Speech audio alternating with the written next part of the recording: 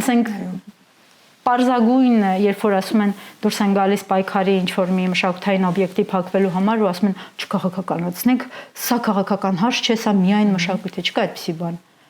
Մշակութային քաղաքականություն կա, մեզ մոտ հատկապես մեզ մոտ ամեն ինչ այնպիսի մի բուրգի նման է կառուցված, բոլոր որոշումները, որոնք հետո դառնում են ավելի մանր ցրված, կայացվում են բուրգի վերևում, այսինքն դրանք բոլորը քաղաքական որոշումներ են։ Դրանք հետո անդրադառնում են մարդու առողջության վրա, որովհետև դառնում են առողջապահության քաղաքականություն եւ հանկարծ բարձր է որ դեղատներում մարդիկ դեղ չեն կարողանում գտնել։ Դրանք անդրադառնում են ասենք եւ դառնում են փակվող թատրոններ, դրանք անդրադառնում են կրթական համակարգի վրա եւ այլն։ Եվ ինչ պիտի անի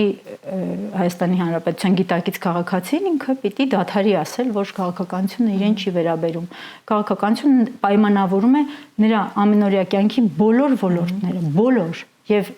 ընտրություններին գնալը, պահանջատեր լինելը եւ քաղաքական հայացքներ ունենալը, վերլուծելը, կարդալը, մի քիչ հասկանալը ինչ է կատարվում աշխարհում եւ Հայաստանում, այդ կյանքի իրավունքից բխող գործողություններ են։ Այսինքն դու ուզում ես ապրես այսօրվա աշխարհում, բարի եղիր մի քիչ հասկացիր ինչ է կատարվում։ Այդ հարցը